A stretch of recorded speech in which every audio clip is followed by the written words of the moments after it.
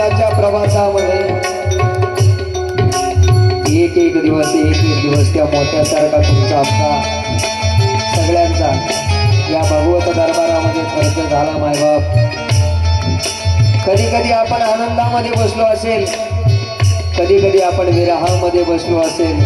जशी कथा असेल त्या पद्धतीनं तुम्ही आम्ही सगळा आनंद घेत राहिलो आणि आम्हालाही तो आनंद आला की तुम्ही सगळे श्रोतृवर्ग सुंदर आणि प्रसन्न चित्ताने समोर बसायचे. म्हणून हे 7 दिवस खूप खूप खूप मस्त गेले गोविंदाने. तुमचे आमचे हे 7 दिवस आनंदामध्ये घालले. म्हणून सर्वांना पुन्हा एकदा विनंती आहे, अरे बारों के दीप जले हैं, दिल में उसी के फूल खिले हैं.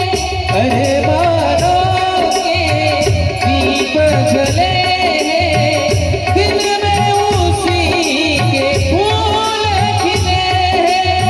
चमकी का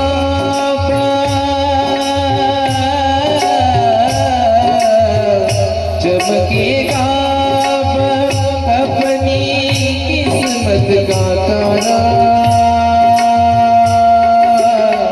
मिलन साथ जीने का हमारा, मिलन साथ जीने का हमारा, मिलन साथ जीने का